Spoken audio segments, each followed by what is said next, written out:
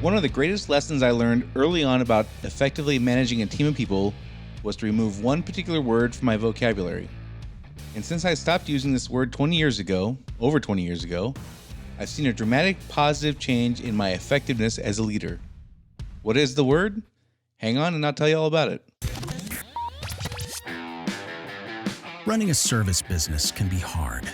It is not unusual for business owners in industries like contracting, home repair, auto repair, business-to-business services like janitorial, IT and accounting, and many others to feel overwhelmed by all the priorities facing them at any given time. Between addressing the needs of the customers, managing the employees, figuring out the financials, and getting processes in place, feeling like you're making significant progress on your business journey can be difficult. Welcome to Service Industry Success, hosted by Brian Harding. Each week, Brian will look at real-world strategies for building the business you are dreaming of, while also sharing tactics to get through some of the most frustrating parts of business ownership with a lot more ease. Let's get started. So how many times have you seen this situation or one like it? A manager has a conversation with an employee, and at some point the manager says something like, "I really think you need to work on your attitude," or "I don't like your attitude." And the employee responds by saying, "I have no idea what you're talking about," or "I don't have an attitude." So the manager replies, "Well, it was clear you had an attitude with that customer or that other coworker. I could tell by the way you were talking." And the employee responds, "I don't tell you. That's just the way I talk." Now, at this point, the manager is in a very bad situation. It's possible, even likely, that the employee is getting defensive, knowing the manager is right about the manner in which the employee has been conducting themselves or speaking to somebody else. But the manager is now in a no-win situation because the only way to prove that he or she is right is to tell the employee what the employee's negative intent was and to get the employee to agree. Good luck with that. Anything that is said by the manager to illustrate their point of what a bad attitude looks like is completely subjective. And unless the employee suddenly agrees with the manager, there's no way to quote unquote prove who is right and who is wrong. This conversation is likely to go on for a while until the manager tires of arguing a point that cannot objectively be argued. Ultimately, generally how these things go is the manager will finally just give up and make a quick demand for a change at the end and say something like, "Well, I'm tired of arguing about this, or I'm tired of talking about this. You just need to do better from now on," or "I just don't want to see that anymore," or "You just need to shape up your attitude." The employee, also probably tired of arguing a point that cannot objectively be argued, will leave the conversation believing they were unfairly persecuted. The end result will probably be one which includes neither the manager or the employee considering the other person's point of view as valid, and both will walk away feeling they both won and lost. The manager gets a quote unquote win by telling the employee that they need to shape up their attitude or change their attitude or make some kind of improvement. And the employee gets a win because the employee did not have to own up to anything or admit to doing anything wrong.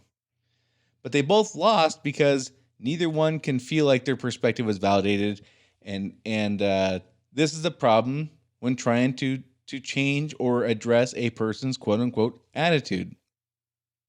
So a long time ago, this is in probably 1998, give or take 1999, somewhere in there. I was not a very good supervisor. I was new to managing and leading a group of people. I made routine big mistakes, little mistakes. I made a lot of mistakes. One of the things my manager taught me at that time, though, and my manager was very good with people. Of course, he had some flaws like we all do, but he was very good at diagnosing situations where managers really made things worse for no reason. He was very good at understanding human behavior and knowing what worked and what didn't work. One of my greatest mentors as far as really cutting to what works and what doesn't, eliminating mistakes that I make, or was making at the time pretty routinely. He did some great things to help me improve for sure. There's no way I would have progressed to the level I did without this and many other mentors. But this one thing that he said to me was, "Brian, how could you possibly see or believe that you can accurately describe someone's attitude?" And then he stopped.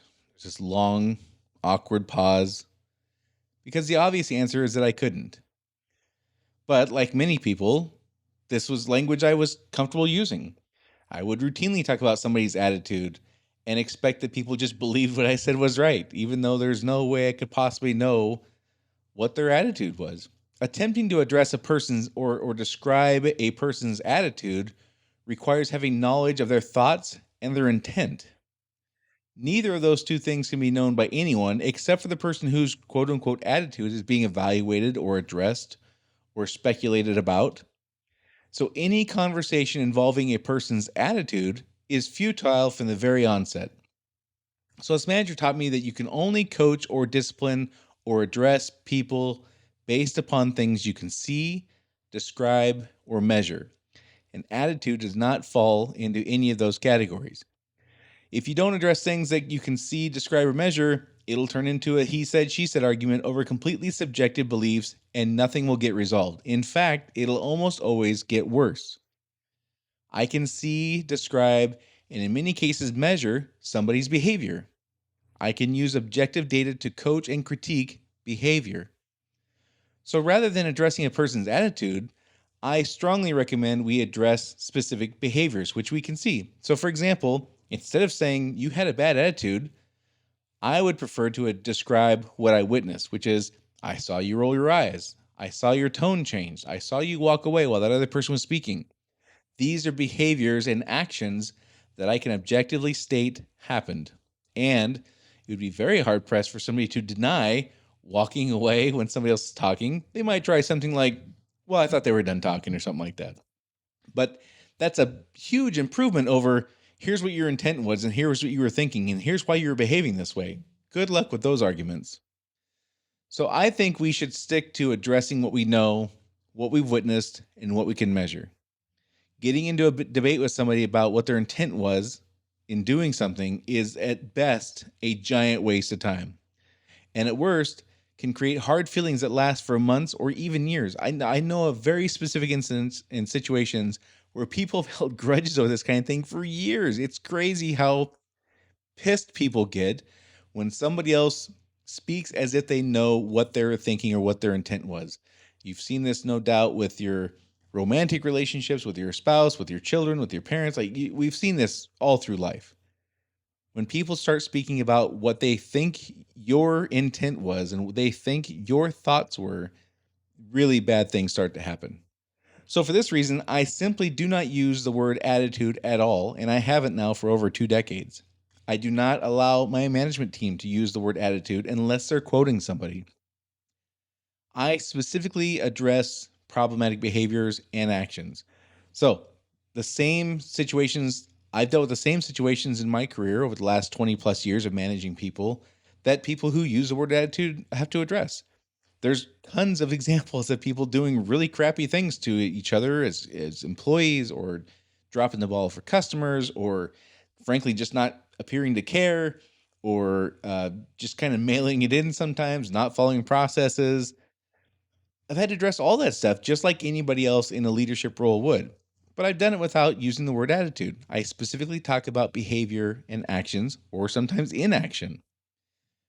And I point this out because when I discuss changing the language from attitude to behavior with some managers, some business owners, I will get oftentimes a great deal of pushback. Like, that can't happen. There's no way you could talk about somebody and their poor performance. Sometimes they just have a crappy attitude, and you have to talk about that, and you have to address that. I simply don't believe this is true because I've been much more effective at addressing problematic behavior by addressing the behaviors rather than presuming to know something like intent, which I cannot possibly know. I've had very stern, sometimes conversations and very direct and very uncomfortable conversations with people about performance and about their actions and about their behaviors. And I get much better traction than if I spent my time talking about their attitude, which is their thoughts and their intent. I could never know those things, and it just turns into it's just a massive waste of time. Again, at best, it's a massive waste of time. Carrying on as if I have this knowledge about what their intent and what their thoughts are is just, in my opinion, not likely to produce positive results. I've experienced and seen the tremendous negative results of using the word attitude, and I've seen massive change for me myself personally, and I've seen massive change in leaders I've helped train and managers I've helped help bring up through the ranks. Once they stop using this word and they start talking about behavior, lots of things change for the better. And one of the reasons I think is because as managers, we have to place a high value on objectivity and pragmatism and what we know and what we can see, rather than leading with inaccurate or incomplete knowledge. Making assumptions, we've all heard the saying, what happens when you assume, you make an ass out of you and me. This is kind of the same thing for attitude, I think.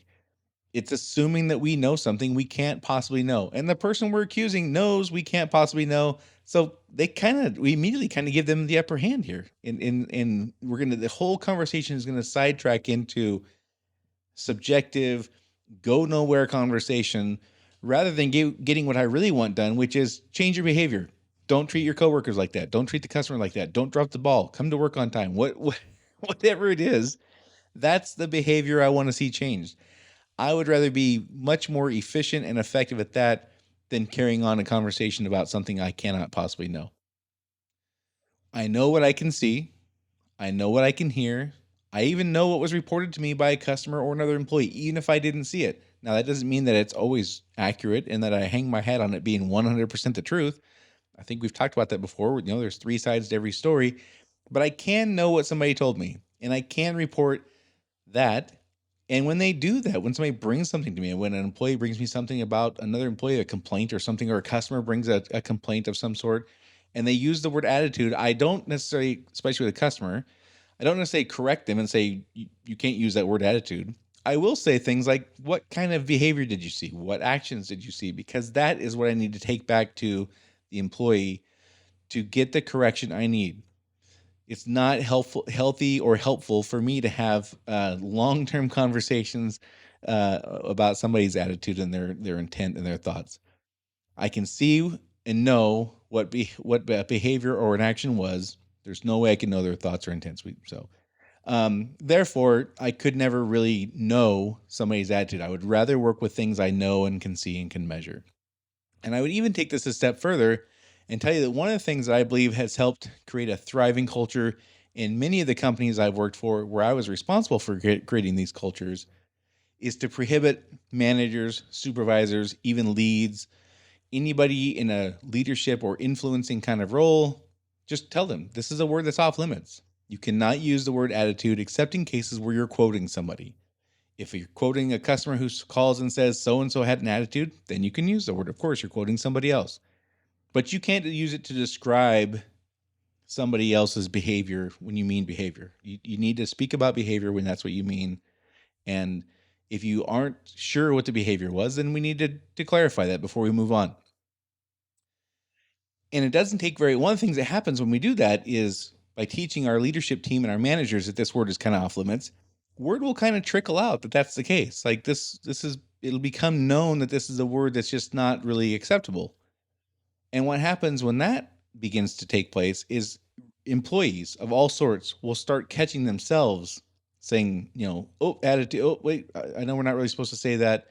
I mean, here's what I saw, or here's the behavior, or here's the action. Or it's interesting that even in cases where I haven't specifically told rank and file employees that they can't use the word attitude, they kind of self-correct on this because they've heard the leaders talk about how this is a thing that's not acceptable.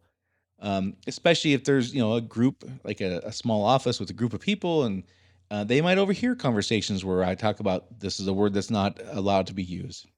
And in those cases, they kind of take it upon themselves to self-correct there, because I think that all people, despite no matter what their title is, I think everybody can kind of wrap their heads around like the benefits of not assuming to know somebody else's thoughts or intents. Like that's really just a not, there's no good result to come from that. I think everybody can kind of appreciate that. And it's really wonderful to see, again, people who are not even in leadership roles self-correct on this and begin talking about and to each other without using the word attitude. And it really changes how people respond to critiques. It's important to help people understand the difference between a critique and a criticism. And when you're speaking about somebody's behavior, that's much more likely to be perceived as a critique. Where you talk about attitude, that quickly kind of gets into criticism. So before we move on, let me tell you again about something I'm really excited about, which is my book that came out. It's called Service Industry Success. Just like this podcast, the cover looks just like the podcast cover image when you look on your phone. It's now available on Amazon and anywhere else you can get a book, pretty much. This book takes a deep dive into leadership ideas, strategies, and tactics that have worked for me for many years. I share a lot of things I've learned from mentors that, again, like the one I'm talking about today, people who have really shaped how I go about managing people and leading folks, and taught me some very specific strategies and ideas and tactics that work. There's a few others I came up with on my own, and I've concluded those as well. This book is primarily for business owners who are afraid to hold their employees accountable out of fear that they will leave, and who want to develop strategies and tactics to hold their team accountable without feeling like a jerk. It's for business owners who want to teach their leadership team, who are up-and-coming managers, how to be effective leaders and managers in the future, but don't necessarily have a step-by-step process available to do so. It's for managers and leaders who want to develop the knowledge and skills to get their employees to do the right thing because they want to, rather than being motivated by your threats or pleading. This book is really for anybody who manages a group of people. It doesn't have to be even people in service industries. It's for anyone who has a team of people to manage. Some of it talks about things that only a business owner will relate to. If you work for a large corporation, there's a couple chapters that you may not have the level of influence that a small business owner has over the entire course, but there's tons of very specific strategies and tactics. You'll learn inside why we overreact the way we do sometimes as leaders and managers, and it's some things are very step-by-step, almost scripted conversations. Some are more generic and help you develop tools to catch yourself so you don't overreact and don't make emotional decisions and things like that. Again, stuff I've learned from some fantastic mentors. I really think you're going to like it. If you like this podcast, you're going to like it because it gets way more in depth with things we already talk about. So again, to get your copy, go to sisthebook.com. That's SIS as in Service Industry Success, thebook.com to get your copy today. So, one of the first things we have to remember is that by attempting to describe or assess a person's attitude, we are attempting to know their thoughts and intent definitively, which is just frankly not possible. So the manager that taught me this basically, asked me, do you think that you can understand and know somebody's attitude, their intent and their thoughts? And the obvious answer was no. So he said, you can only coach or discipline or address people based upon things you can see, describe, or measure. Otherwise, it'll turn into a he said, she said, and have completely subjective, arguments, and nothing will get resolved. In fact, it'll almost always get worse. You can see, describe, and in many cases, measure somebody's behavior. You can use objective data to coach and critique behavior. Rather than addressing a person's attitude, we can address specific behaviors and say things like, I saw you roll your eyes, and you walked away when the other person was speaking, and your tone of voice changed when this happened. Those are objective, definitive things we can know. Attitude is not one of those things. We have to stick to addressing what we know if we want to have credibility. We can witness things, we can talk about that. We can measure things, we can talk about that. We cannot speak about things we don't know. Getting into a debate with somebody about what their intent and what their thoughts were, especially if they're in a foul mood, which is oftentimes the case when you might use the word attitude, good luck with a positive result there. At best, it's a giant waste of time, and at worst, it can create hard feelings that will last for months or even years. I personally do not allow myself or my management team to use the word attitude, and I have not for 23 years now. It's one of the best things I ever did. Literally within a few weeks of making this change, both for myself and for managers I've trained, you see an immediate change, a very immediate change in how they go about and how I went about really diving in and doing the work of identifying the behavior. It's almost, in my case, it was almost kind of a laziness thing where I just chalk things up to a bad attitude and I didn't have to do any work. That's a lot easier than having to get very specific about somebody's behavior and go, well, okay, maybe it wasn't so bad. Maybe I'm just kind of overreacting. Maybe I'm being the jerk today. Who knows? As managers, it's important that we place a high value on objectivity and pragmatism rather than leading through assumptions and inaccurate or incomplete knowledge. We have to stick to what we absolutely know whenever possible. We know what we can see. We know what we can hear. We know what was reported to us. I can see a behavior. I can see an action. There's no way I can know somebody's thought or intent. So I can never really know their attitude. So this is all just bad, bad, bad. From the jump, it's always bad, and sometimes it just gets worse. again, I would take this a step further and tell you the thing that I think that as I've rolled this out to managers and trained managers on this, and they've really taken it and ran with it, which sometimes there's some pushback in the beginning, but always they come around and because they start to see the value pretty quickly. It doesn't take long for word to travel. And before you know it, all of your employees will stop using the word attitude, and you'll hear the difference in their language and how they talk to each other and how they address things that they're unhappy about. Again, I think it's in some cases just kind of a laziness thing. It's easy just to chalk things up to a bad attitude and just that settles it and I'm done. And I don't have to do any more work on this and I can just blame somebody else and move on with my day. I don't think that's very productive. I think that's one of the reasons why eliminating this word from your vocabulary, you'll see huge positive impact. I would definitely recommend you give it a shot. That's it for this week. Don't forget to go to sisthebook.com to get your copy of Service Industry Success Today. If you haven't had a chance yet, please give us a rating and review on this podcast. I really appreciate that. The ratings are growing. That's only because you guys are helping me out with sharing the podcast with friends or colleagues who are business owners in service industries. And those ratings and reviews, that really is helpful. Thanks again for all of you who have taken the time to do that. If you haven't yet, please take a moment to do so. That's it for this week. I will see you all next week.